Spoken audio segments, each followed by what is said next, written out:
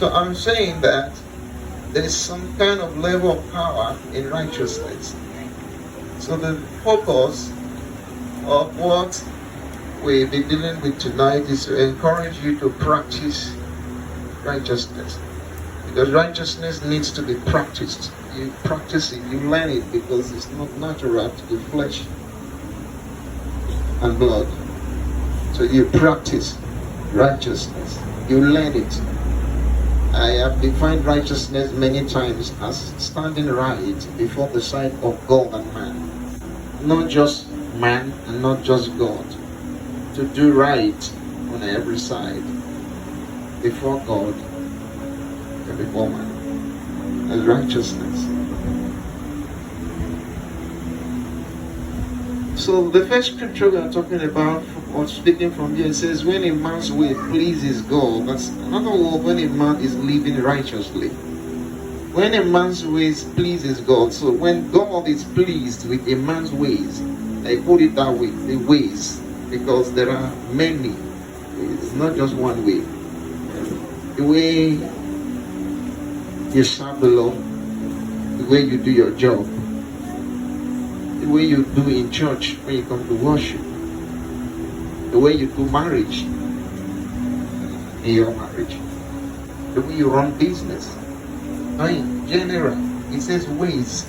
When a man's ways pleases God, the way you are living in that compound where you live, the way you live, the way you act in that family you came out of, if it pleases the Lord, it says it will make even your enemies, not one enemy, all of them, to be at peace with you. What does it mean to be at peace? We know that enemies would not like to be at peace, but it means that God will subdue them on your behalf, so that those things they would have succeeded in doing against you, they will not be able to succeed in doing it, because your ways pleases God. So God subdues them on your behalf. So righteousness is worthy to be practiced. It's something worth practicing. To live right in the sight of God and in the sight of man. To do things, arrange life exactly the way they should be. To follow the protocols that are necessary. Some protocols are man-made, they do not have any benefits. But the right ones to follow, to live orderly, to be in order, righteousness. So it attracts the presence of God. All of the people that have walked with God and saw the hand of God in their lives and saw the grace of God and saw the power of God in their life, one thing is common with all of them: they practiced righteousness.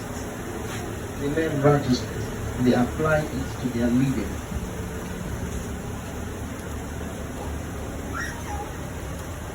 So I can also say one of the easiest way to conquer your enemies is by living righteously.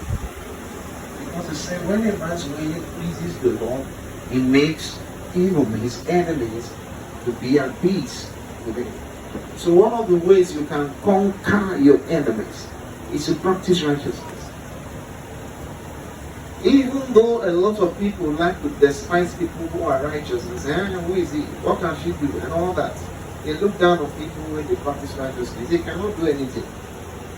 But it is God that acts on behalf of those who practice righteousness. It is God that gets up for them.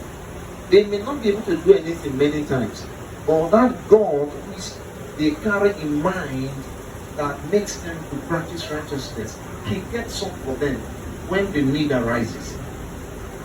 Some of us may have not been existing anymore if it was not for the mercy of the Lord.